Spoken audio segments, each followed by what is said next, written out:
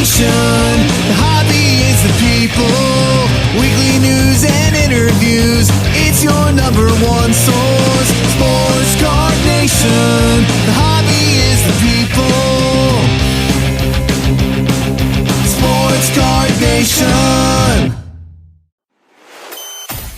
Welcome to another jam-packed episode of the Sports Card Nation podcast, the show that brings you all the important news from the sports card hobby. We'll have some debates, opinions, new release schedules, and info. Plus, we'll also discuss the sports that so directly affect the hobby we all love. We'll mix in an occasional gambling tip or two, throw in some life stuff, and bring you great guest interviews from the hobby and sports dignitaries. And if you're good listeners, we may even give away a few things now and then. Now, here's the guy who wanted the cards and not the gum, John Newman.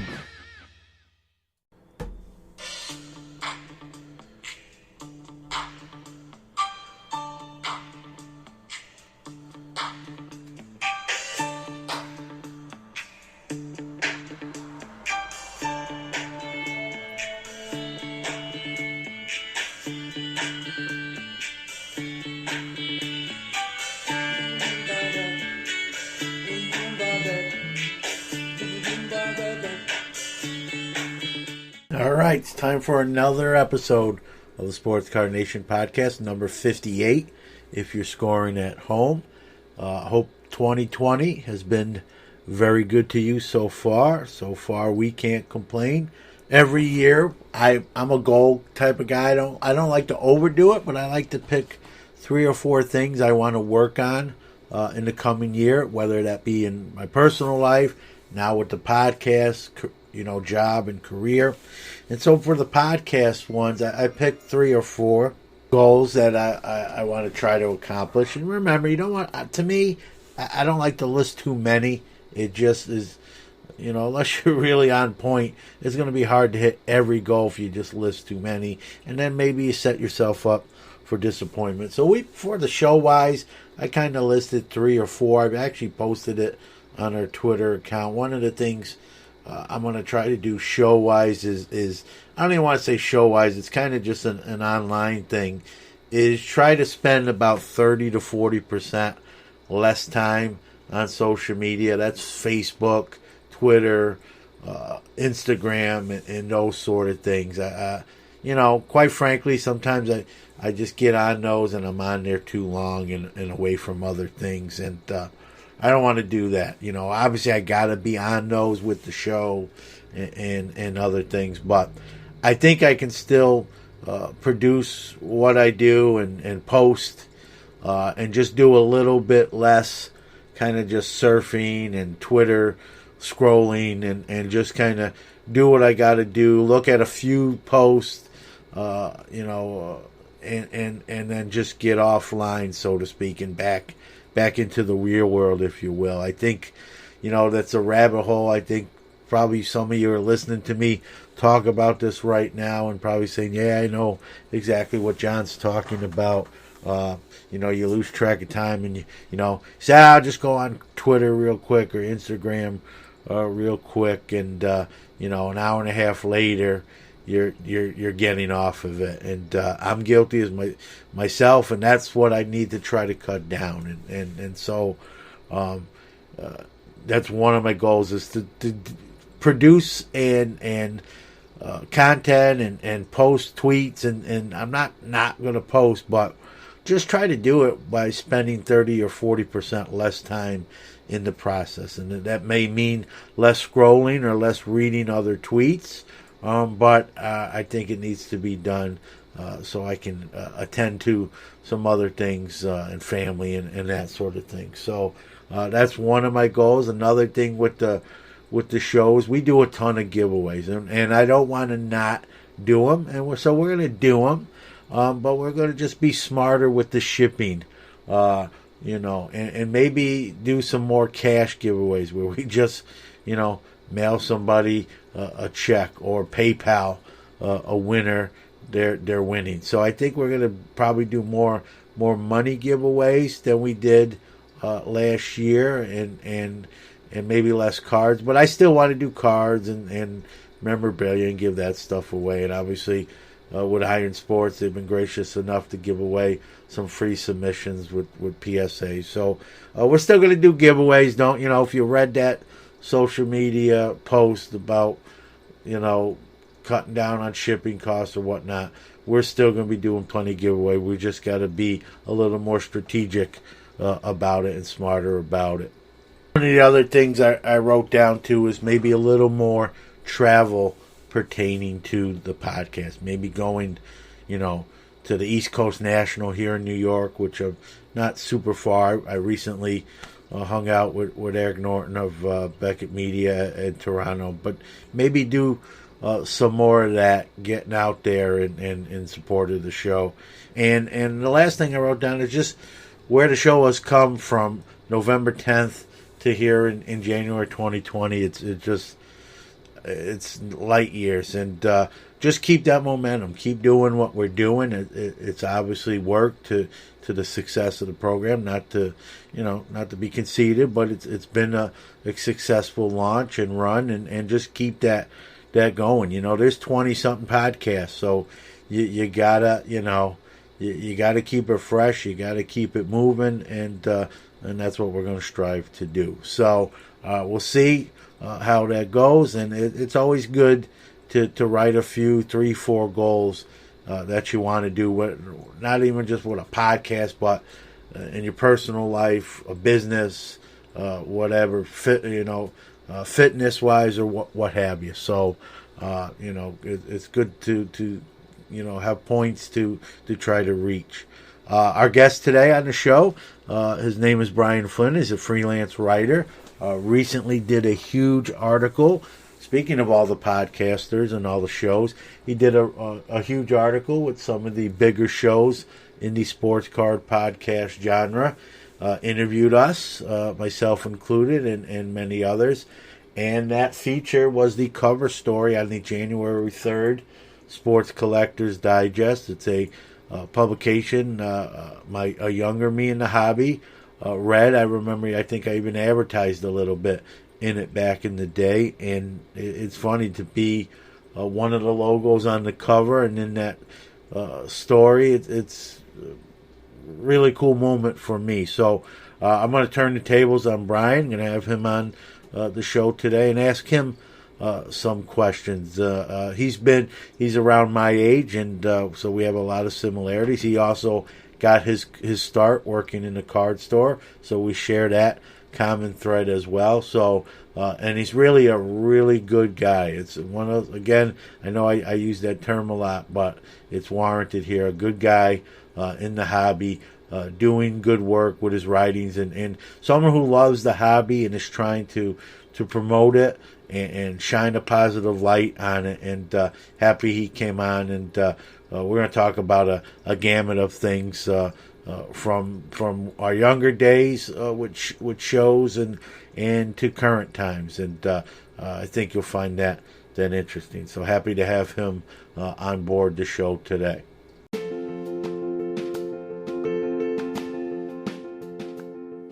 Sports Card Nation Podcast is your weekly hobby and sports podcast, now on 10 platforms: iTunes, Google Podcast, Stitcher, Spotify, Radio Public, Anchor, Pocket Cast, Breaker, Castbox, and Overcast.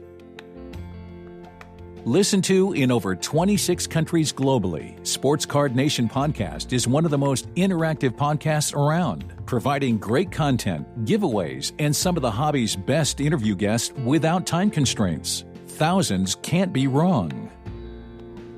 We want to thank all the wonderful listeners around the world, all our great guests, and our tremendous sponsors for making us what we are today. As always, without you, there is no us.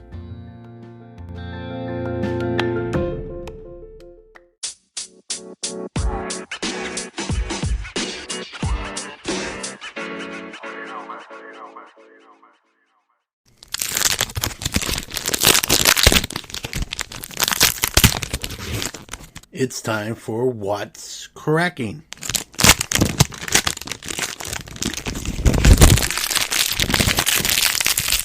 This is a segment of the show now where we've mixed the hobby news and the sports news together. Main reason, they really correlate with each other, and one does affect the other. Let's start off with big hobby news. Just announced by Topps, a 1 million card rip, they're calling it. It's going to take place on February 4th at AT&T Stadium in Dallas, Texas. It's going to be live streamed, interviews with players, and they're going to rip 3,000. That's right, 3,000 2020 Topps baseball hobby boxes. 1 million cards, various breakers. Before I get into specifics, let me give you all the rundown. This is a day ahead of the actual release, which is February 5th. Taking some heat. Obviously a huge event. Topps trying to do it big. And taking some heat because a lot of people are upset that not all cards are shipping. And that sort of thing.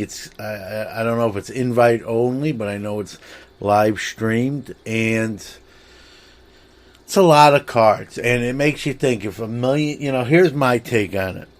Topps obviously can do whatever they want to do. It's their company, but we're kind of getting in this age. Back in the 80s, Coke and Pepsi used to battle each other and try to beat each other and be the best, and I'm starting to think we're kind of getting like that in the card world with Topps and Panini. One's trying to out-event the other one. And here's Topps' latest foray into do that. I put a joke tweet on Twitter.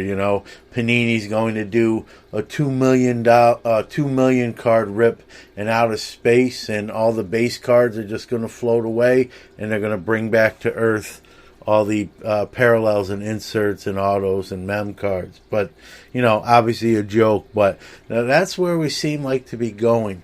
A lot of people upset about base cards not shipping, and I understand that. I want to talk more about the optics of this event.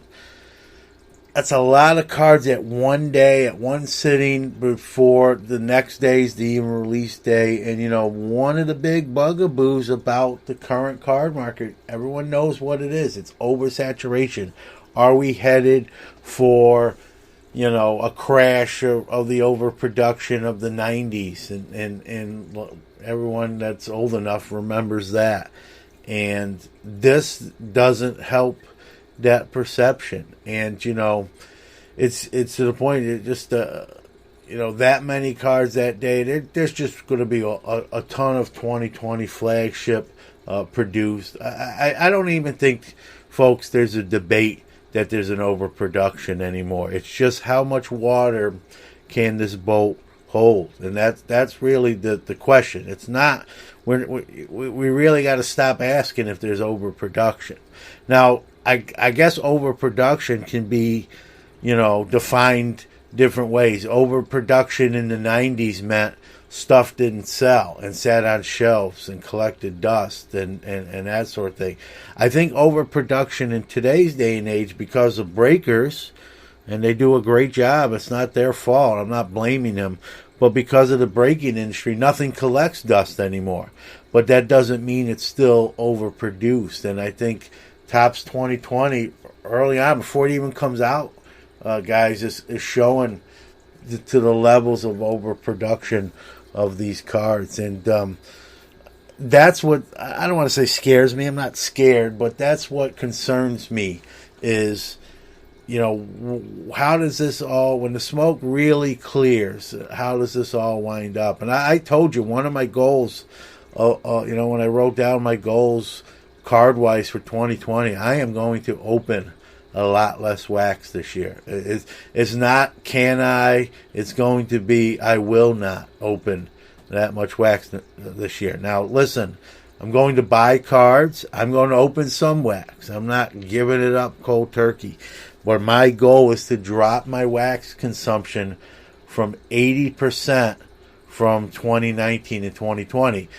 Keep that number in mind, because in 2019, I dropped my wax consumption from 75% from 2018.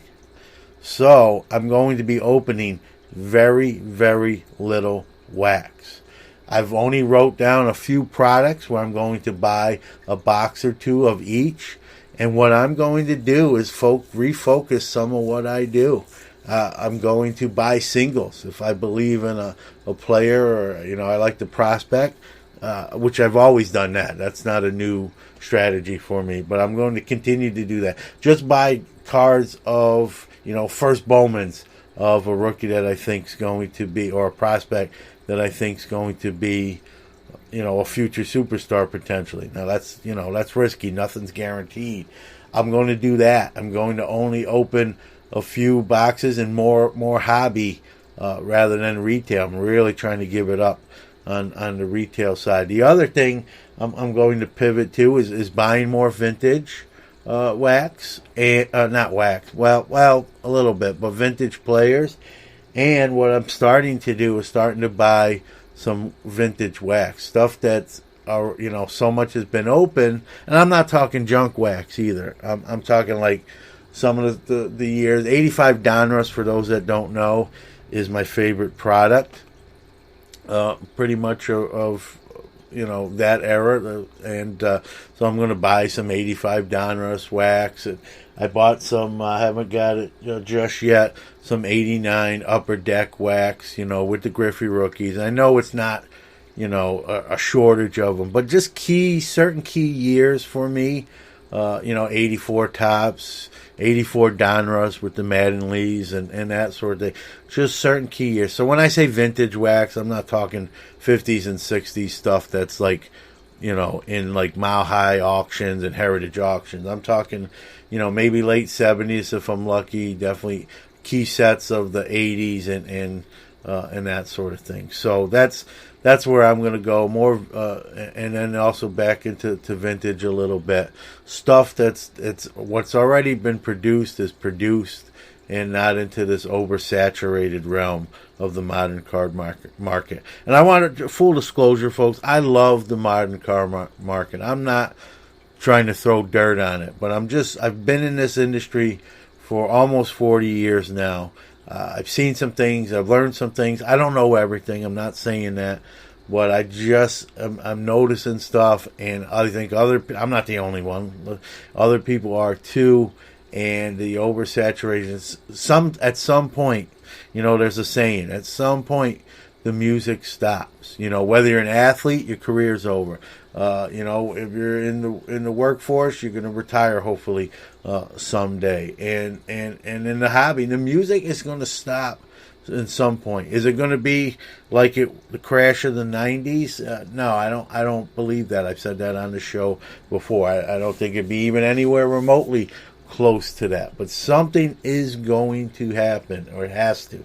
And so I'm going to try to be preemptive in that. I've pivoted some of my buying and selling strategies, and it's just me. I don't know. I could be wrong. I could make a mistake like anyone else. It's like anything else in life. Investing in stocks and bonds and bullion, you could make bad decisions. But to me, one of the bad decisions is really pouring a lot of money into this modern day glutton of wax production, and I'm going to move away from that.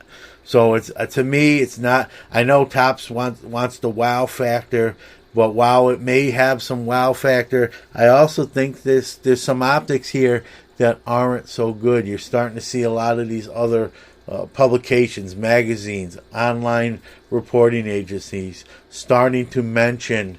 Even publications that are not necessarily normally card stories, starting to run with stories about overproduction of cards. So it's reaching even to those levels outside the hobby. So it's making the rounds, and I'm going to try to be a little bit preemptive about it. So my goal this year: 80% less wax consumption than 2019. That one's going to be tricky, especially considering I already went 75% less in 2019 than I did in 2018. Now I've really got to be focused, disciplined, and stay on that path to do it. But I think I can hit that number. We'll see. I'll try to give updates periodically to how I'm doing as far as those goals go. Let's get a quick word from one of our awesome sponsors, and we'll be right back with more sports and hobby news. What's up, Sports Card Nation? Matt here from Firebox Cases. Since I started making fireboxes, one of our slogans has been, keep your fire in, not real fire out. Well, that's not true anymore. Starting today, Firebox does both. Our Firebox Pro line of cases is heat resistant to 194 degrees Fahrenheit. But that's just one element of protection Firebox Pro offers. They are waterproof, dustproof, UV-proof, chemical resistant, crush resistant, the list goes on and on. The Pro line hangs its hat on protection, but let's not forget about improved capacity. All Pro models hold huge amounts of slabs, but the big daddy of capacity is the Slab Locker, the hobby's first whole collection solution. It holds an incredible 330 PSA slabs or 205 BGS slabs in any combination, and is still easily portable thanks to its built-in trolley. In fact, all fireboxes are easily portable because Firebox is the only brand of card case that gives you a detachable shoulder strap with every model. You've heard me say it by now, but the hobby isn't in the junk era anymore, so why are you still storing your cards in boxes made of junk? Go to fireboxcases.com today and use promo code SCNPOD to get 10% off your order of a premium case to reflect your premium cards. That's fireboxcases.com, promo code SCNPOD to keep your fire in and real fire out. So let's talk a little bit about sports. Let's talk about some of the rookies. I know we don't talk about hockey all the time, NHL rookies. Not a great year, to be honest with you. I mean, you got, Capo Caco with the Rangers. He's got about 16 points, kind of in the doghouse of Coach Quinn. But, three rookies I want to say that are doing well. The leading point getters, Victor Olofsson, Cale Makar. Olofsson has 35 points, Cale Makar with 32. And remember that Jack Hughes rookie sensation, number one pick, going to be great, the next superstar? There's another Hughes that's third in the scoring for rookies. Might have heard of him. His name is Quinn with the Canucks. He's third in points, I believe, with 30-something at the time of this recording. So Hughes is doing good. It's just not Jack. It's Quinn. And so, pretty interesting in hockey. I wanted to, talk a little bit about that, at least talk about rookies when it comes to cards. Let's talk about basketball rookies since we're on that motif. We all know John Morant's tearing it up, looking like he's going to be the best player not named Zion in this draft. And looks like he's going to be one of those all-purpose players. He can score the ball. He can dish it out, averaging about 6.6 assists a game. Three guys that really started badly, shooting the ball not well, are now starting to pick it up. So now might be a time to buy some of these guys' cards while they're a little bit at the lower levels. And the three guys that I'm talking about, R.J. Barrett, starting to play better in New York. Rui Hachimura, starting to pick it up in Washington. And really starting to pick it up, Kobe White in Chicago. How about the rookie no one's talking about, at least hobby-wise, really? Kendrick Nunn with the Heat. One of the better rookies this year that you don't hear nothing about. And a guy that really went on a pretty good 2-week tear for Detroit, Seiko Dumboya. Now, I'm not sure I'm sold on him. I kind of put up a poll question. Is he just a flavor of the moment, or do you believe in him in the long haul? It's a pretty close vote right now. It just started, but so it's too early to tell. But a guy like that kind of makes me nervous, Is he just kind of getting a hot streak? And, if you're going to invest money or spend a lot of money and buy some of his stuff, I'd like to put it into a guy that might have some long-term all-star type value. I'm not sure he does. What say you? Give me some feedback there. let's go back to sports. Some football coaches are hired. Joe Judge is leaving the Patriots and headed to the Giants. Pretty no-nonsense guy. Very young, though. Kind of a outside-the-box hire. But the Giants, I guess, want to go younger after Shermer and a little more, maybe pedigree, hoping some of Belichick wore off on him. Mike McCarthy is back in Dallas. To me, that's sort of a strange pick there by Jerry Jones. I think they're just trying to play it safe and not go out on a limb with one of these young prospect coaches. I wonder if they made some extension to Lincoln Riley and Urban Meyer, and maybe they got a couple no's there. To work under Jerry Jones is not easy. Kind of calls the shots, and head coaches don't like GMs being the owner too. So I wonder if he got spurned by a couple bigger names or hotter names and settled with Mike McCarthy. Mike McCarthy's a pretty good coach. We'll see how that all plays out. And one of those big, hot, young college prospect coaches did make it to the NFL, but not with the Dallas Cowboys. Winds up in Carolina with the Panthers. And we'll, a little plug for our other podcast that me and Drew from Let Me Get That Potograph do. Roughing the Passer, Thursday night preview show at 10 p.m. Eastern on YouTube and Facebook Live, and our Sunday night regular show at 9:30 p.m. Eastern. And these will definitely be topics of hot discussion. While we're still talking football, let's go back to cards. Derrick Henry. Very affordable. The guy had a monster football year.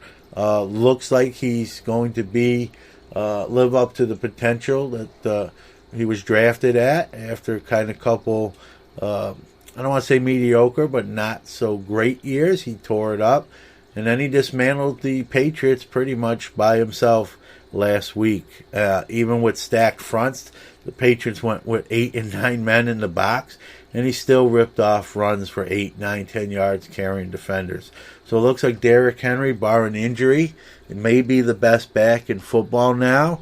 And I just went online recently between eBay and ComC, and I bought quite a bit of Derrick Henry rookies, and I was still surprised at what low levels they were. Now, I don't know now if they've risen at all, but he's really, I think, a good buy at the levels I bought him in. So you might want to check him out as well. Let's go to baseball.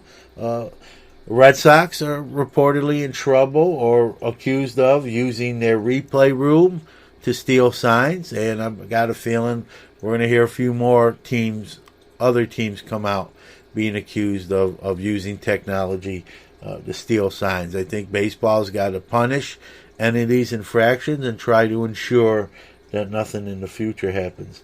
Tim Tebow is not done with baseball. He's announced he's going to continue to play next year, and the Mets have invited him as a non-roster invitee to spring training like they did last year, so he's back. And a big trade that actually just went down. We don't know all the intangibles yet or who's going where, except for one guy, Matt Liberatore, one of the top pitching prospects in the Tampa Bay Rays organization, has been traded to the St. Louis Cardinals, and it's been termed for outfield help. But no players have been named going back to Tampa Bay yet. But Matt Liberatore, one of the top prospects in baseball, one of the top pitching prospects of the Rays, is going to the National League and the Cardinals. Huge auction going down next week at the Mile High Auction Club. Some serious big items in here. I'll list some of them. The 1956 Mantle jersey, one of them that he wore during that Triple Crown winning season. A Ty Cobb 1922 game used bat that back to Mantle, a 1952 Topps PSA 8 card. Let's hope that's not trimmed. A 1929-1930 season game used bat from Babe Ruth. a 1960 Mickey Mantle World Series game used bat. And that Ruth bat is confirmed to at least have hit 3 home runs. I wanted to add that in there. Also on Babe Ruth, a 1921 autographed exhibit card. And that's just some of the items in that auction next week at the Mile High Auction Company. They have a lot more. But the items I mentioned are all supposed to garner 6 figures in bids. So those are the big ticket items on a if this was a boxing match, this was what we call a great card. So that'll be interesting to see next week what these items wind up final sale price at, and I'm sure I'll bring that to you as always.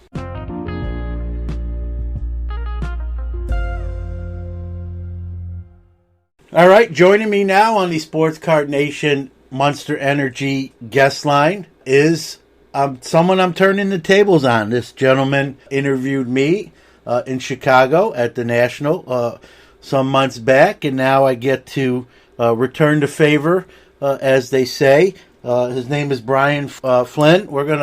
He's got some writing credentials. We'll talk about him rather than delay him from coming on the show. And so, Brian, welcome. Thanks, John. Happy to be here. Oh, thanks for making the time. Like I said on the intro, I get to sort of interview you now. It's kind of a role reversal. You've written and currently written. You got your start with the Tuscaloosa News, which for those that don't know, that's the Crimson Tide paper. You've written articles for Sports Card Investor, Major League Baseball Marathon's website. You do the set reviews for About the Cards and on their website. And like I said, you interviewed me and many others at the National pertaining to the podcast host, and that article recently came out this month in Sports Collector Digest. It's publication I've known, being in the hobby a long time. That's been around a while, so it was pretty cool thrill for me to appear in it, and reading it as a store owner back in the day. And in today's day and age with publications, they don't always last that long, so kudos to them. What was that? I know it wasn't your first national, but what was that whole experience like, interviewing all these hosts and getting to know them a little bit more personally, and then obviously which culminated in the article that just came out? Well, John, I mean, I had the idea. I'm a big podcast listener, always have been. I listen to a handful every single day, and I'm a completist at heart. So if I start one, I have to listen to all of them. That's just kind of how I'm wired, and so. I listen to a ton, including a ton of the sports card ones. And as a freelance writer for Sports Collectors Digest, you're not really assigned stories. You have to come up with ideas on your own. And I thought about it, and I was like, well, there's really not anything out there kind of telling the story about all these podcasts and who they are, who's behind them, how did they get into it, why did they get into it, and what their influence in the hobby is. And I knew I was going to the National. I'm fortunate where my regular day job periodically brings me to Chicago, so it gives me a few extra days at the National, and so I was like, well, then let's just make the most of it. I can catch up with a bunch of these guys at the National, do face-to-face interviews, get a lot better content that way than you would just necessarily all the interviews over the phone, and that's where it took off from there, and wasn't a great experience, and I'm very proud of how the article came out. Yeah, well, you should. It was well done. I mean, as one of the interview subjects, I've done interviews before, some in the hobby. I also coach high school football, so I've done some on that aspect as well. So, not my first rodeo as far as being interviewed. I'm just, giving you background on it, and you did a great job. It felt like, even though we had just met that day, you did a great job. I felt like I knew you already, just from text conversations leading up to the actual in-person interview, and your style, your nature, kudos to you. It it was fun. I mean, I could have probably talked to you for another 2 hours if need be. You probably wouldn't have wanted to, but that's. I could have done the same, John.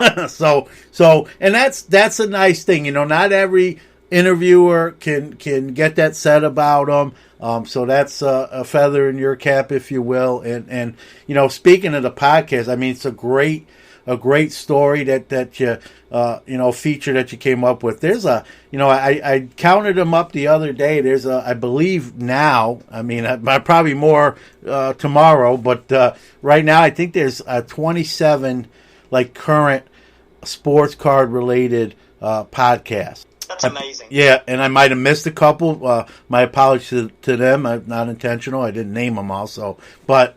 And then in researching myself to see how many of these things are going on, there was a good probably 15 other ones, Brian, that had started and aren't current anymore. So I mean, you add those, and now you're looking over 40 and 50, and I'm sure there's maybe a few more off the grid ones that I missed too. With all due respect, so it's. Podcasting in general, as you know, as a consumer yourself, I am as well, has just grown exponentially since its inception, and it's just amazing. And the one nice thing, it's what I told you during the interview, is most of the podcasters, at least in the sports card realm, get along for the most part, and that's always a nice thing when you can be in an industry and not have a lot of strife and bad blood. I'm not saying it's all utopia or by any stretch of imagination, but it's more good than bad, let's say, and that's nice. And I think your piece kind of illustrated that as much as anything as well. And in interviewing all of us, anything surprise you? Common threads? Speak to kind of your takeaways. I know it's probably in. I read the piece, but for those that may have not read the article itself, talk a little bit about that whole with the podcaster. So I really went in with kind of an idea of what I wanted to talk about and tie things together. Now, to your point, I felt like going in that a lot of you got along with each other because you've been on each other's shows and that kind of thing. Yeah. That was just confirmed completely through everyone. Everyone was just complimentary of each other or said, hey, this person came before me and gave me some hints, some pointers, or I've been on this person's show or that person's show. So I had that going in. And then beyond that, I just kind of wanted everybody's story a little bit. Yeah. How'd you get in the hobby? Why did you get into the hobby? Almost all of us went away at some point and then came back. What brought you back? And then, just some general questions about how do you see the hobby now? How do you see it in the future? That kind of thing, because part of the crux of this article was the influence on the hobby that you guys have, because not only are you giving information, you're giving opinion, you're giving your take on certain issues, good or bad or indifferent, and how has that influence permeated through the hobby, because based on the popularity of your shows, a lot of people are coming to you for that kind of content, whether it's, I want information on the new releases, or I want opinion on the new releases, or, the whole negativity going on with the trimming and the shield bidding and all that kind of stuff. I mean, this is a medium where everybody can really give their take on the hobby and what they think of it. Yeah, and one thing, did it surprise you that so many of us, for the most part, get along? Did that kind of,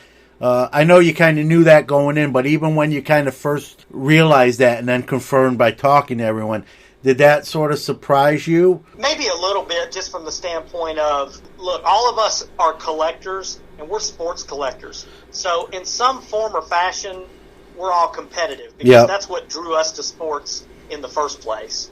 So I think I did anticipate maybe a little bit of some competitiveness between you guys, but really what permeated more was, just everybody just supported each other, because they felt like, being on everybody's side is just going to build it even more. Yeah, it's sort of a fraternity, speaking really only for myself. I played sports from the age of 5. I still play competitive softball, probably not as well at age 47, but I still go out there and dive around and then limp around at work the next day. But I'm competitive. I've coached high school sports. So I am competitive, but what I've learned, hopefully, I think in all these years on Earth is, I'm kind of compete with myself. I always, with the show, I want this show to be better than the last show. I want the next one to be better than this one. And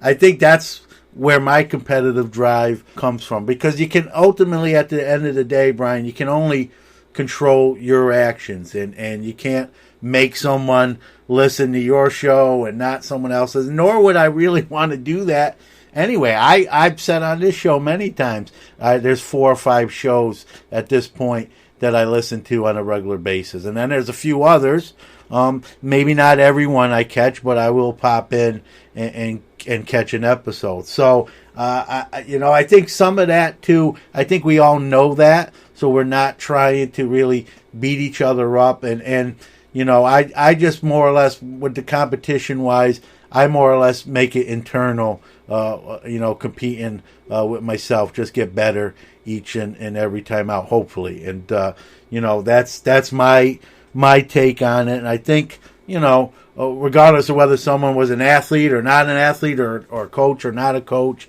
I think we all have that sort of internal drive to do the best we can. And I'll be honest with you. I've been asked for advice from other podcasters, and I've given it. And I asked for it, and it was given to me. And it's just, we kind of help each other out, and it's a nice sort of fraternity. And it's really, it's kind of refreshing, because in a lot of niches, you come in as a writer, you hear stories where a lot of that's competition, and it can get ugly sometimes, and people stealing stories or interviews, or and so when you have an industry that isn't so much like that, it's sort of refreshing. And when I first started, I didn't really know what to expect, and so I was surprised myself. That's one of the reasons I asked you that question as the interviewer at the National.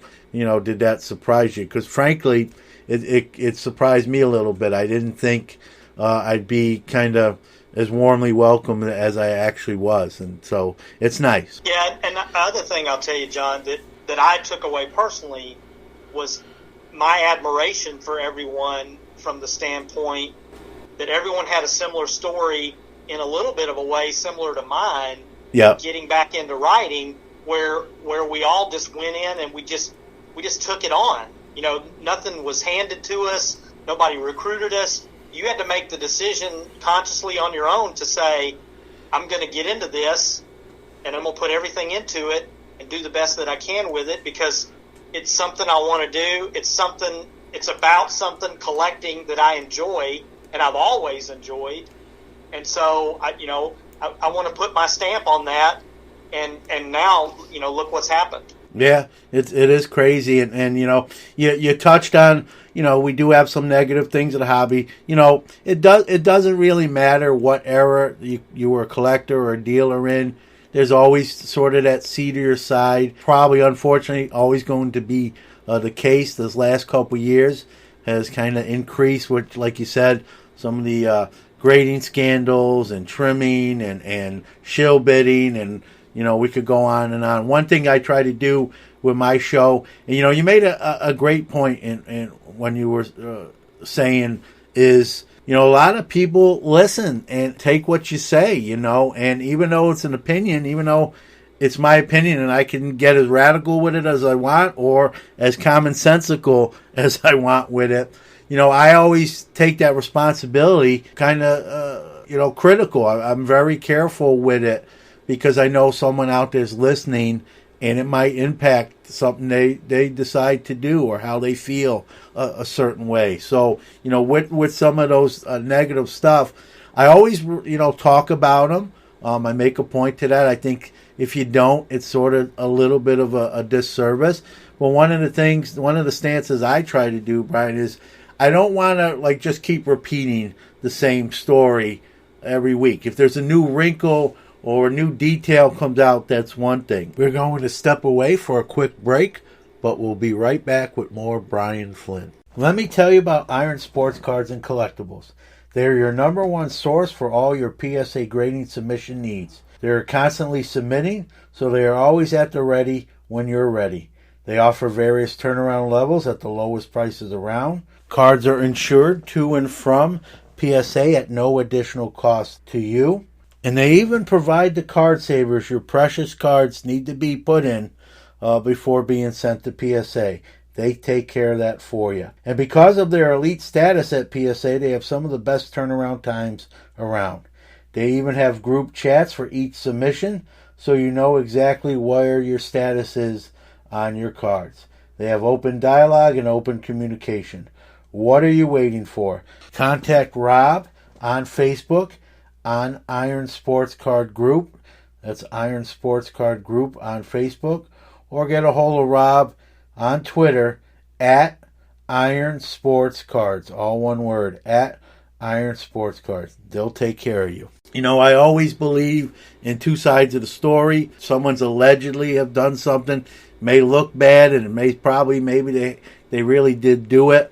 But I try to keep it on those allegedly terms. And I've always said this. If I mention you on the show and you're accused of doing something and I talk about that and it's not true and you're pissed off about it and you want equal time, text me, call me. My number's on everything, phone number.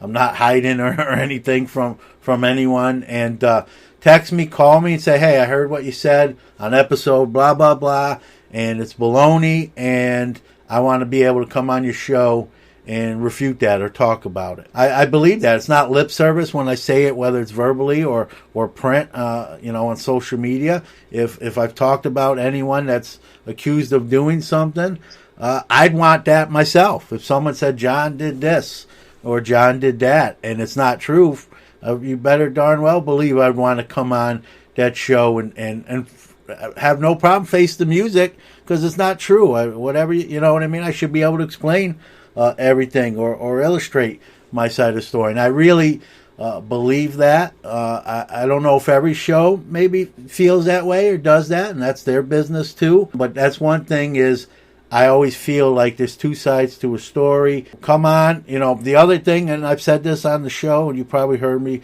yourself, Brian, I've said, like, you're not going to tell me what questions to ask, but I'll give you as much time as you want. If you want to give a 25-minute response, I won't interrupt you. I'll give you all the time. I'm not going to edit what you say. I'll put it out there. But I do believe, that's the fair way to go about stuff like that. Yeah, definitely. I think it comes down to, whatever you're going to report, you need to report it as accurately as you possibly can. But at the same time, to your point, John, it's your show. Yeah. And so you get to set the guidelines for your show, and you get to decide who gets to be on it. You get to decide what you ask. That doesn't necessarily mean that person's going to answer, but those are your guidelines because that's part of the reason you got into this. Is you wanted to put your stamp on it, and in order for you to put your stamp on it, it has to be based on your guidelines. Yeah. Yeah, and I'm an equal time guy. I believe that, I recently had a guest on, sort of controversial. If you listen to the show, I probably don't have to say. And, he wanted to come on. I was glad. And I had another guest that was actually scheduled that week. And I messaged him and said, hey, do you mind? Can we push this back a week? This person, I was very upfront and honest about who it was and what was going on. And they were nice enough to do that. We were, I told that person I'm going to ask, we're going to talk about everything. We're not just going to be just the negative. That's not fair to you either. We got to get the whole story. But, I'm going to ask some of those questions that people want answers for. And, that individual did not shy away from that. If they would have and say, hey, I don't ask this or I don't want to talk about that, it's probably would have never happen because I think that sort of defeat, if you're going to really kind of dictate the interview to that level, then you probably could do your own show and just talk about whatever you want. You know what I mean? And so I I was always raised that there was, there's two sides to every story, and I try to do the show, in that fashion. And if someone is accused of doing something or being a certain way, I think it's fair. They should be able to tell their version or tell their side of the story as well. So you obviously are into the cards as well. Tell the listeners and kind of where it all started, how it started, and that, like you said, you got, the old adage, you kind of go away and then you come back, kind of tell everyone, the history of how you got into cards and that sort of thing. Okay, so, I'm going to give away my age here. I'm slightly older than you are, John. That's all right. I'm catching up to you, I believe. I started in the 70s, too. I was a kid that had always been a baseball fan, and even when I was little, and you just kind of stumbled onto baseball cards in the store and got a pack, and was like, this is kind of cool.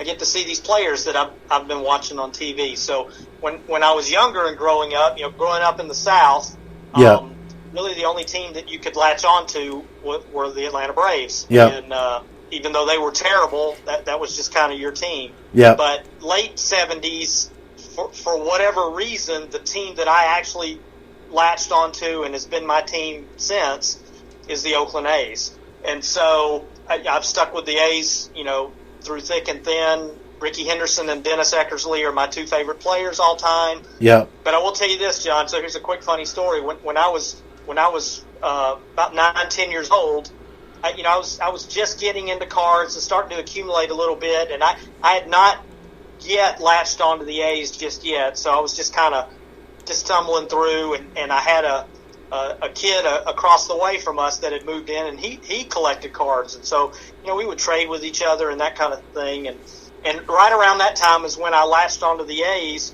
and for whatever reason I wasn't thinking this through, but he and I decided on a trade. He was a big Red Sox fan, so I traded him all of my American League cards. He traded me all of his National League cards. And then after that, I realized, okay, now I have no A's cards. That's a big regret. Yeah. And so, I guess that was probably my first lesson in you better think all your trades through before you complete those. But I continued all the way up until the mid '90s collecting. I worked in a card shop early in high school, and then life gets in the way. You meet a girl, you get married, you have a family, you're establishing your roots and that kind of thing. And then about 5 years ago, I just decided to kind of pick it up and get back into it. And like everyone else, was kind of shocked at what I found, because it wasn't the same landscape that I had left before. It was totally different. Yeah.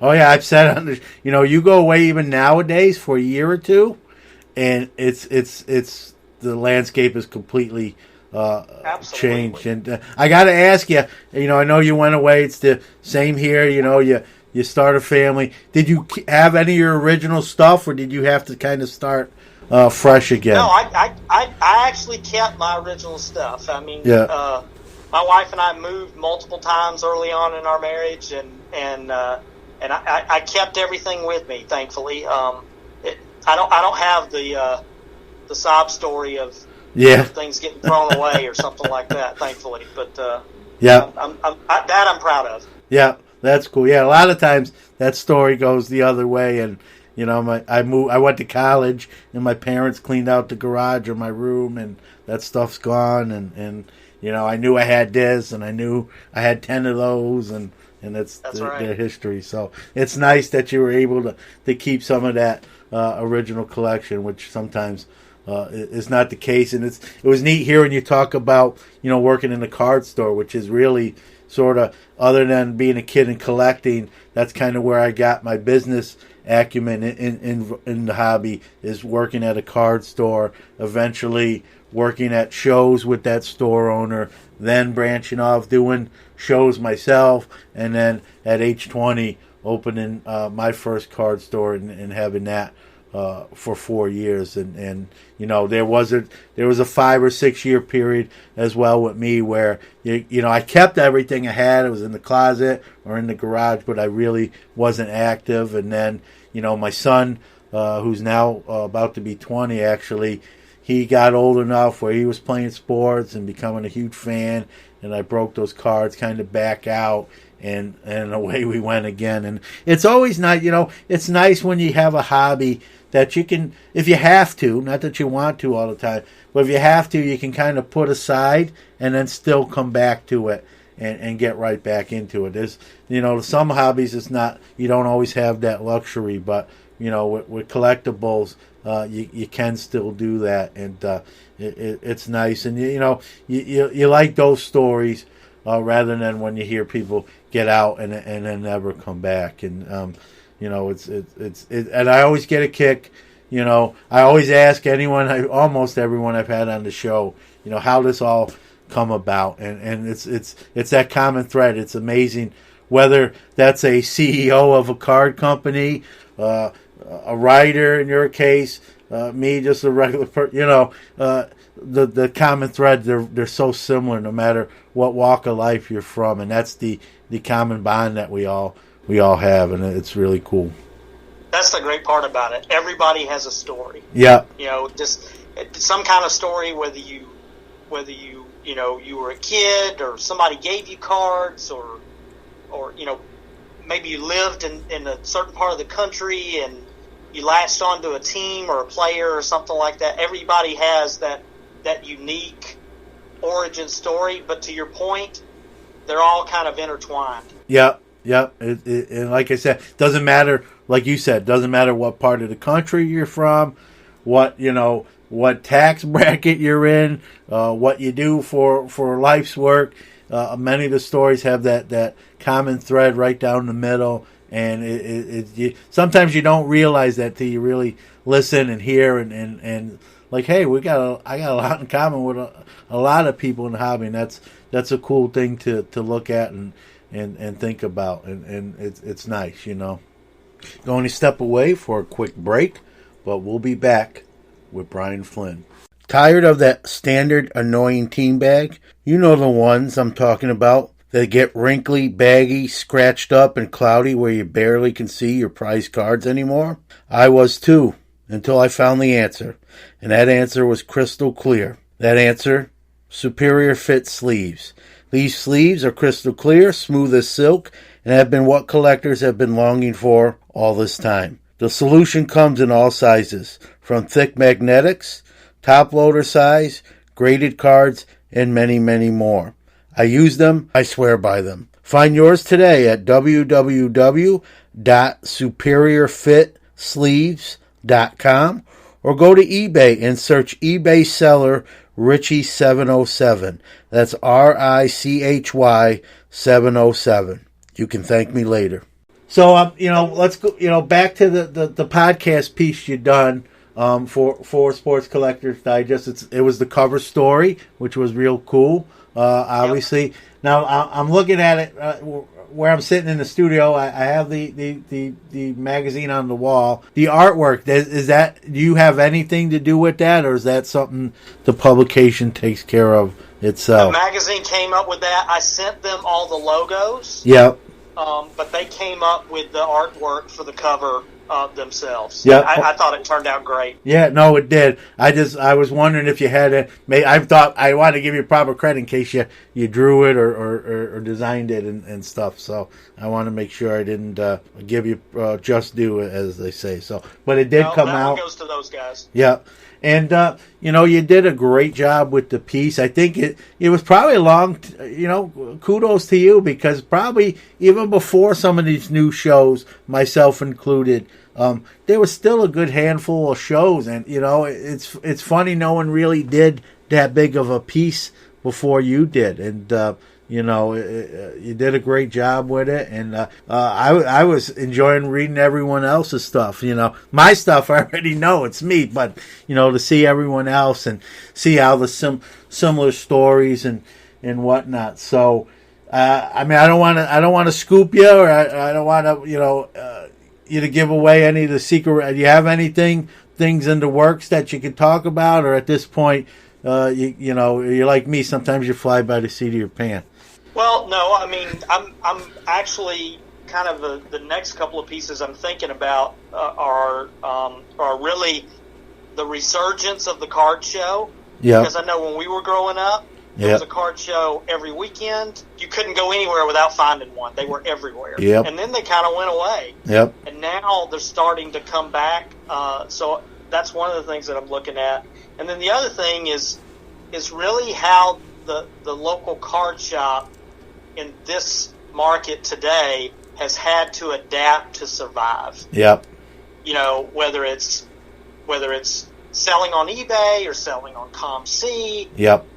Getting cards graded, doing breaks, lots of social media, all that kind of stuff.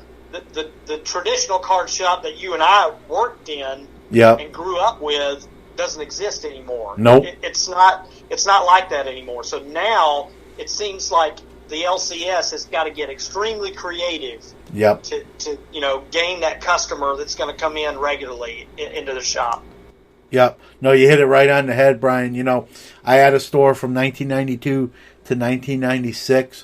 What worked for me then, if I tried that same setup today in today's hobby, would not. I'll be the first to admit this. Pride aside, that would not work in today's hobby, in today's industry. And you nailed it right on the head.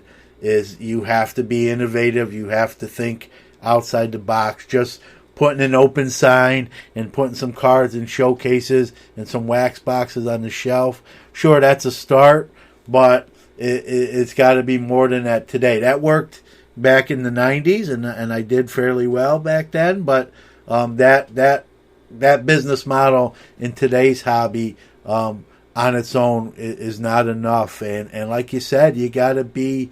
I opened in 1992 as a 20-year-old. I was, as long, even though I was in the hobby for a while already, even at age 20, I don't know half the stuff I would need to know in today's day and age. And so to the card shops, and there's some really big ones doing it right and have been around a while, they'll tell you, they have to be innovative. They can't rest on their laurels. They can't get complacent because that, we talk about competition. That's, they have friendly competition too, but that's a little more, probably a little bit less friendly than, let's say, the podcaster realm, because it's a finite amount of revenue, and even though it's a large amount of revenue, and you're kind of jockeying for position, or you got to come up with something creative. A lot of card stores have resorted to trade nights, which are a great thing for the hobby community. People can bring their shoe boxes and monster boxes into the shop, trade with fellow hobbyists. It's good for the store because it exposes their store to maybe someone new, and now you have 40, 50 people in your shop. You got a kind of a captive audience. Obviously, people are going to buy some wax and open stuff, and it just creates a really great atmosphere. As you know, they do the big trade nights at the National itself, and I'm thinking back to when I ran my store and you worked in the store. We really didn't, it was kind of frowned upon, honestly, thinking back then. It was kind of frowned upon, if someone brought cards into the store, it was to see if the store owner was interested in purchasing them. But no, if someone was in the store with a shoebox and pulled it open and to another customer, hey, you want to look through these and you want any?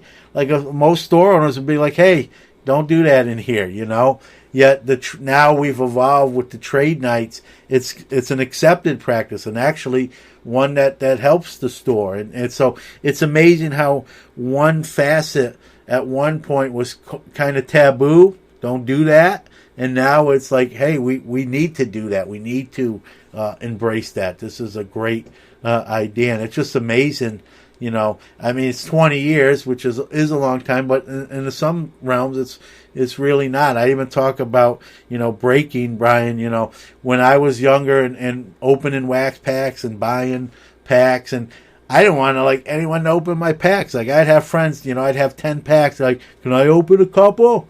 And I'm like, no, buy your own, And now we're in the breaking realm where, you're literally buying, whether it's a random or you're buying into a team, and that business, that breaker, is going to open the product and then send you your whatever you hit, And if you would have told, 20-year-old John that this was going to be like this in the future, I would have thought you're nuts, And yet here we are, and I've said this. I did a show on breakers that I really believe, whether you like breaking or not, whether you participate in it or not, they've saved.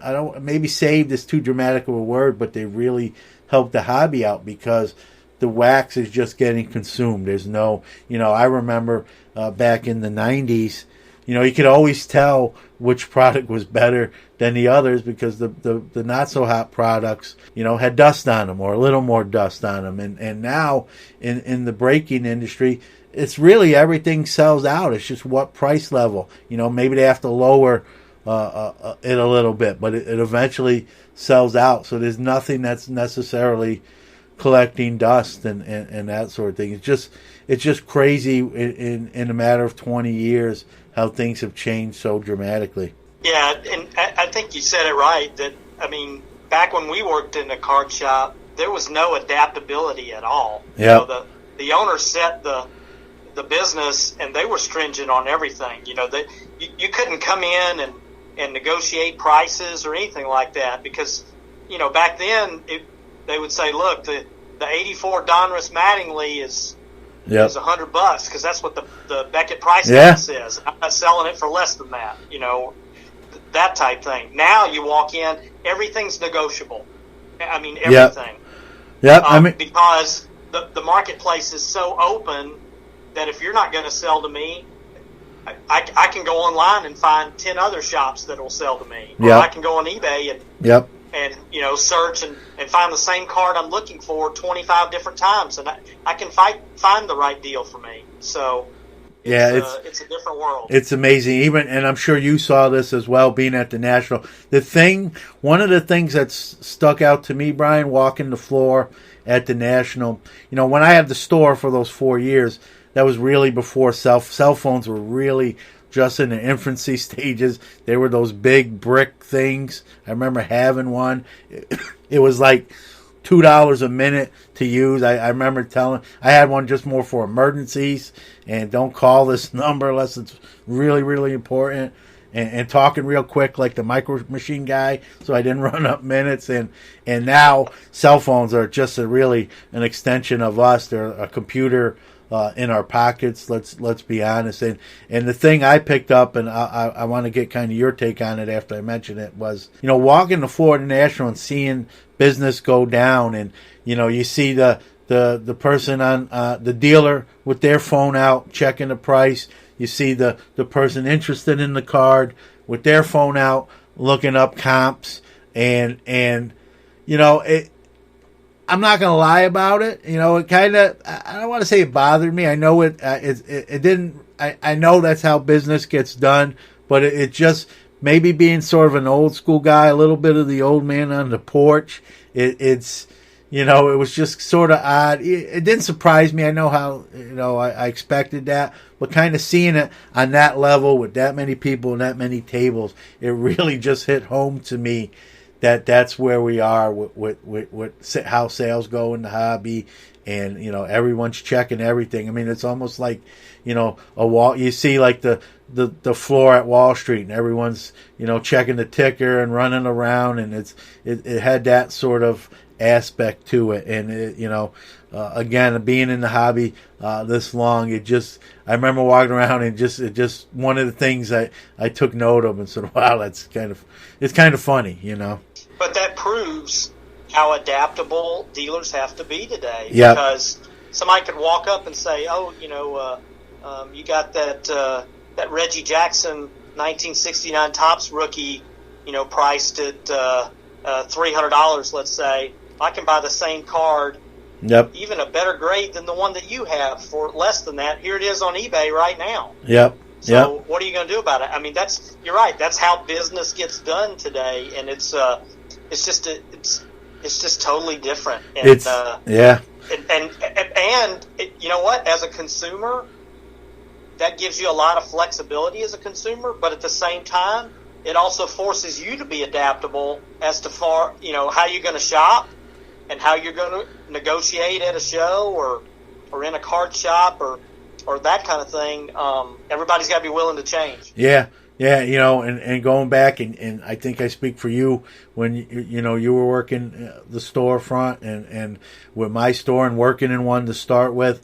There was really no eBay in those times yet, and so you were just for me when I had my store, there was another card store about 2 to 3 blocks away from where I was, and they were 75% comics and 25% cards, and we were 100% cards. We didn't do any comics, but in a way that was really my main competition. And then what wound up happening was that gentleman started beefing up his cards inventory, and then someone came in with like 500 comic books and said, "Hey, I'm looking to sell my collection." And I had a partner in the store at that time. He's like, "Hey, do you want to do this?" And it's funny because that other store, we tried to kind of form a friendship with him, especially since he was really 75% comics. And, there's two sides to every story, but I'll just say that individual was not a very nice or friendly sort of person. And then he started saying bad things and got really nasty. And so we kind of extended the olive branch. He didn't want to take it. So when this collector brought in this extensive comic book collection, I asked my partner, "What do you want to do here?" And he's like, "Listen, normally I'm a nice guy, but we've extended, tried a working relationship with won't mention name, and he chose really to not only not even think about it, but just even did the opposite, just started saying like negative stuff that wasn't true." And so my partner was like, "Let's buy these comics and go." And so then we started competition, and it's in today's, it was kind of one versus one, you know what I mean? One store versus the other. And in today's marketplace, like we just talked about, you're competing against the world, because the world is in everyone's palm of their hand.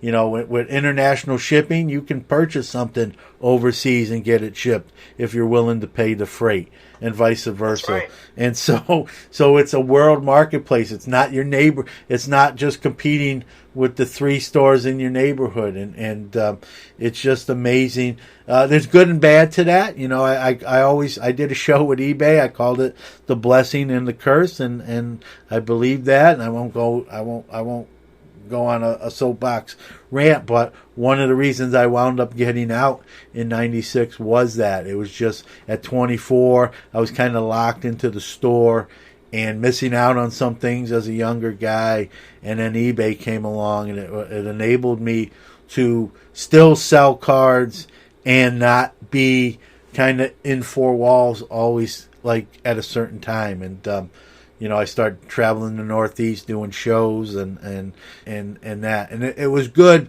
but I felt bad because you saw a lot of those stores kind of disappear slowly. And, that part, was sad. Or from a sentimental point of view, as someone like yourself grew up in the 70s with the cards and card shows and the stores and hands-on transactions and impersonal, transactions face-to-face with someone, having that card in your hand, that element sort of kind of drifted away. And so looking at it from that perspective, it kind of made me sad. But it's where we are. Like you said, you've got to embrace it. You got to adapt, or you're not going to survive. You're not going to do well. And I think most people know that, do that. And like you said, store owners have to kind of be on their tippy toes and on their game, because they're competing against so many different elements at the same time. We'll be right back with Brian's take after this quick commercial break.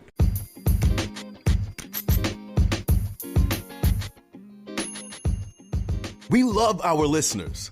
Without you, there is no us. We care about your opinions and feedback and invite you to reach out to us on any of our social media accounts. On Instagram at Sports Card Nation Podcast, Twitter at SportsCardNati1, or email the show at sportscardnationpc@gmail.com. We don't ask for much, but if you really like the show, give us a shout out. Tell your friends or give us a follow on our social medias. If you enjoy the show, please give us a positive review on iTunes or any of the platforms you are listening on. Thank you.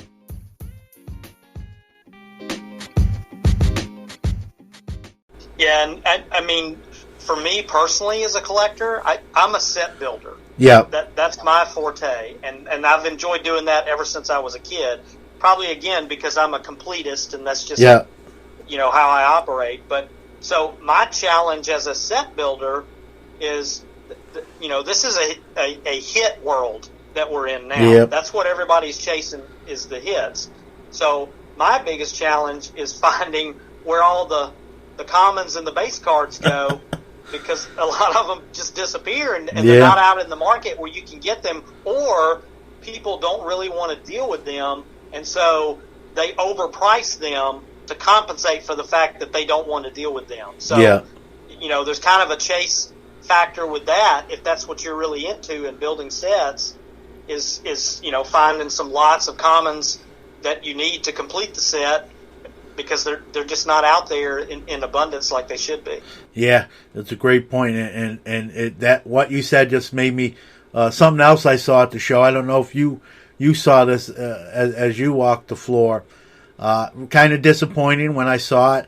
They have different trash cans at different points in the show at the National, and it seemed like every trash can I walked by, sitting right on top, was just cards people throw out, what we might call base cards or commons.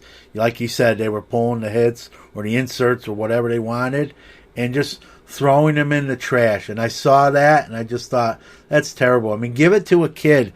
Give it to a 5 or 6, 7-year-old kid that just likes the cards. You keep someone involved in the hobby.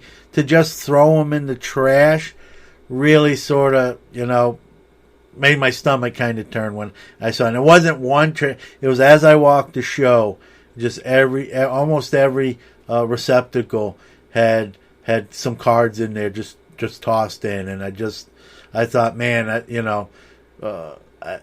was odd seeing it, and I don't want to say I was completely caught off guard, but just to see that like that, it's kind of sad, because someone would enjoy those. I mean, there's whether that's you completing a set or me even trying to finish a set, or just some kid, hey, I love the Reds, or I love the A's. I just want all those. Those didn't have to be tossed aside like that. And again, maybe it's the old man porch syndrome, but that really sort of hit me right in the solar plexus when I saw that. I know a few people actually, there were a few social media posts on it too as well, that other people really were kind of disappointed or upset seeing that. John, it almost makes you wonder if it would be in the Nationals' best interest, with that going on, to maybe monitor the trash cans, not necessarily dumpster dive, but just walk around, and when they see that, take them out and build little packets and give them to all the kids on the floor or something. Yeah, great point. Even better, Brian. I'll give you credit. Why not just have some sort of, like you see next to sometimes donation box. Unwanted cards, please place here to be redistributed. Yep. Why not? It's not going to take up any more room than that trash can would. That's right. And it can be reused, and someone else will appreciate them, or maybe that person doesn't for whatever their personal reasons. That's their business. Well, why not? You're throwing them out anyway, so just place them in this bin, and they can be redistributed. Yeah, it's a great idea. I hope if someone hasn't brought it up already. They should, yourself included, and it makes sense. It makes sense. We have a lot of these organizations that collect the cards for kids, Commons for Kids, right, and others. So why not incorporate them? I've even said that I think there should be. Maybe I'm biased or whatnot. I think there should be a podcaster's row at the National. And, we have a Breakers Pavilion, and, there should be kind of a section for sports card podcasts, those that can attend. And with these cards that are just getting tossed in the trash, have, collect them for those organizations that redistribute them to kids who will appreciate them. It's a great way to get those in the hands of not even just kids. I mean, there'd be some adults that are team collectors. Hey, I'll take any A's you can get me, or any Reds, or whatever team, and that way they don't have to be just tossed aside like that. Sort of, to me, it's almost sacrilegious seeing that. I gotta say, other than maybe I dropped a card on the floor in the few rare occasions that happened where it really got beat up or something like that, more of a modern card. Maybe I tossed something like that, but to my recollection, I've never thrown cards out, and I probably never. I don't see. Me neither. I don't see a situation where I would. I've given cards away. I've been in. Back even when I had my own store, or even I've been in a store and opened a pack, and there was a kid there, and hey, you want these? Here, maybe there was a star, and hey, there's a Kuna, buddy.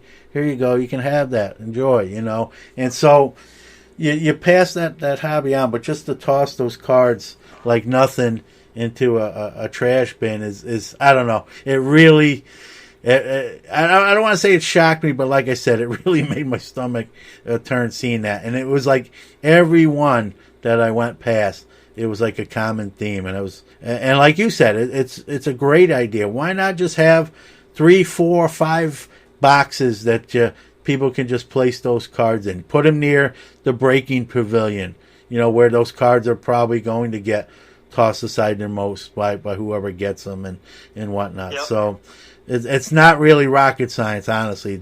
It makes sense. It's smart, and hopefully we see that. As early as next year in Atlantic City.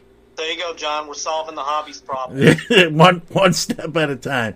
Yep. That's right. Yep. Well, Brian, this was a pleasure having you on. Get to turn the tables a little bit on you. Obviously, a great piece. I'm not just saying that because I'm in it. It was just well done. The fact that I'm in it is an honor and a privilege. I want to thank you for doing that.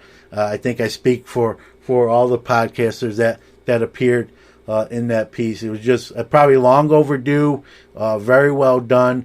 For those out there that haven't seen it yet, get a copy if you can. Track it down online. It's Sports Collector Digest. It's a January 3rd issue. I appreciate you sharing some of the things you got coming down the turnpike. I felt funny putting you on the spot in case you didn't want to give away everything you're doing. But I appreciate you doing that and doing stuff that's good, with the hobby, the positive part of the hobby in mind, and how to be better and do things the right way. So, thanks, Brian. John, I appreciate it. It's been an honor being on your show, and I've followed your show since the beginning, and just continue to keep up the great work.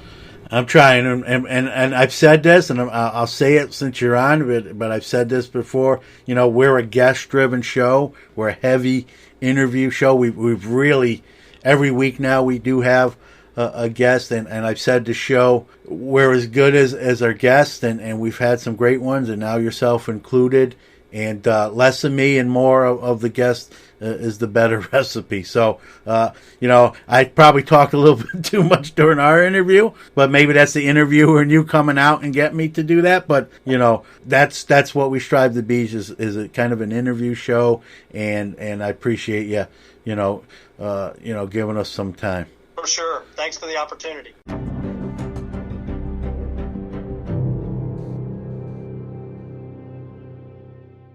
Well, that's a wrap on episode 58. I hope you enjoyed my conversation with freelance writer Brian Flinn. again, really great dude.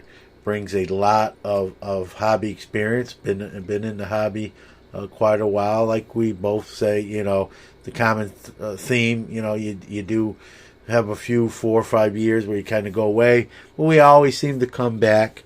And it was cool sharing some of those stories and common threads with him. And I'm sure a few of you out there probably heard that and can relate to a lot of what we were talking about. So look for more future writings from Mr. Flinn. He's on top of his game and has the best interests of the hobby in mind. He wants to make the hobby better, and that's a positive thing. You can see we've changed. If you've heard the show before, you've seen we've kind of changed things up, kind of putting some of the breaks in between the interviews, putting the hobby and the sports segments, intermingled them together, and that's in an effort to get the show a little more condensed, a little shorter in time and length, without cutting anything out. One thing I've always said is we'll never limit the interviews. Sometimes they can go long, like 49 minutes. Sometimes they could be 30 minutes, 20 minutes, 25. We're just going to let the conversation kind of go where it goes, and that being said, and someone's willing to come on the show and give some of their time. I don't believe in cutting them off and limiting them. So that won't be condensed, but by doing some of those where we place things in the show and we can shorten it up a little bit so it's a little more edible, maybe in one sitting, if you will. So let us know what you think. If you ever have any feedback or ideas, we're going to be bringing back the wide open segment shortly here. I know we haven't done that in maybe a month or a month and a half, where we answer listener questions. We're going to try to bring that back, maybe not every week, but every couple weeks. I think it's very important. And again, anything you like or don't like, let me know. I'm not going to bite your head off. I want that feedback. I want that so we can make this the best show we possibly can. So with that being said, we're going to call it a day. We'll see you in a week. Next week, we tentatively have scheduled Steve Chata from 101 Card Shop. Great breaker.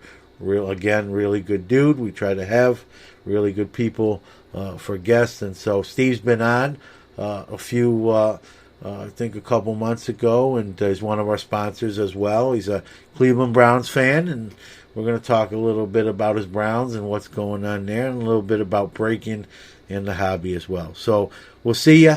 We'll see you in 7 days. Thanks, everyone. Take care.